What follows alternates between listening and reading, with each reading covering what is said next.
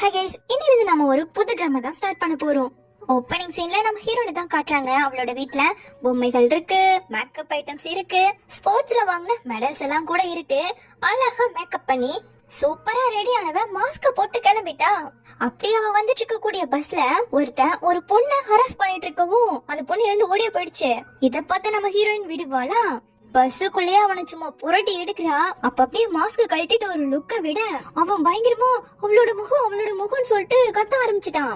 எல்லாரையும் பின்னாடி திரும்பி பாக்குற நார்மலா தான் தெரியுது. ஆனா இவனோட கண்ணுக்கு மட்டும் தொடர்ந்து அவளோட ஃபேஸ் மாறிக்கிட்டே இருக்க மாதிரி இருக்கு. ஐயோ, இவன் மனுஷியா கிடையாதுன்னு கத்த அங்க இருக்கவங்க யாருமே நம்பல. ஆனா இவளோட ஃபேஸும் இவனுக்கு தொடர்ந்து மாறிக்கிட்டே இருக்கு. சரி, தப்பச்சாவது ஓடலான்னு பாக்க சிங்க முகம் வந்து பயமுறுத்த அவ்வளவுதான். பயந்து அழுதவன் உச்சாவே போயிட்டான். அப்படின்னு நீட்டா நம்ம ஹீரோயினும் பஸ்ல இருந்து இறங்கி நடந்து வரா. புது லைஃப வாழ போறவங்களுக்கு இது மாதிரி ஹார்ட் ஒர்க் எல்லாம் பண்ணிதான் அந்த வாழ்க்கைக்கான பாடங்களை கத்துக்கணும்னு சொல்லிட்டு பிறக்கிற ஒவ்வொரு குழந்தைகளும் ஒவ்வொரு கிஃப்ட்ஸோட பிறக்கும். ஜீனை பொறுத்து குழந்தைங்க ஹேண்ட்ஸமா கூலா பிறக்கும். கியூட் அண்ட் பிரிட்டியா பிறக்குதுன்னா அது லாட்டரி தான். புத்திசாலியா பிறக்கிறது அவங்களுக்கு கிடைச்ச பிரைஸ் மணி மாதிரி.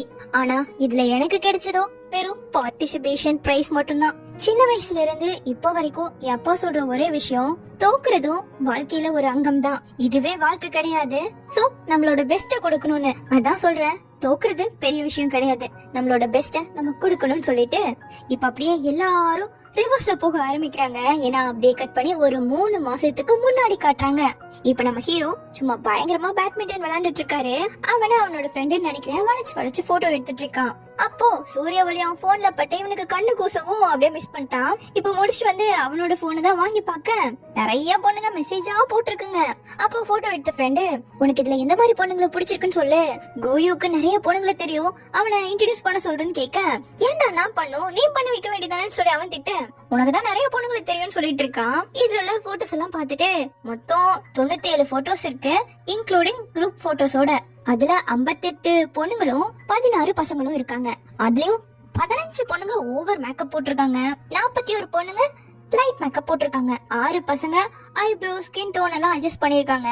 சோ இதுல 83.78% பியூட்டி ப்ராடக்ட்ஸ் யூஸ் பண்ணிருக்காங்கன்னு சொல்ல, அப்போ உன்னோட ஐக்யூக்கு ஏத்த மாதிரி பார்ட்னரை தேடுறியான்னு கோ கேட்க, சிரிச்சுட்டு இங்க பாரு உன் போட்டோல ஐப்ரோக்கு ஃபில்டர் போட்டு அட்ஜஸ்ட் பண்ணிருக்கலன்னு சொல்லவும், இதெல்லாம் என்னடா பெரிய விஷயங்கிறான்.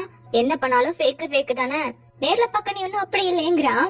சரி, உங்களோட மார்க்கெட்டிங் டிபார்ட்மெண்ட்ல ஸ்டாஃப்ஸ் கம்மியா இருக்காங்கன்னு சொன்னீங்களே, எடுத்துட்டீங்களா, கிடைச்சிருச்சா ஆளுன்னு கேட்க, இன்னும் கரெக்டான பர்சன் கிடைக்கல, பியூட்டி ப்ராடக்ட் பியூட்டியை சேல் பண்ணுது.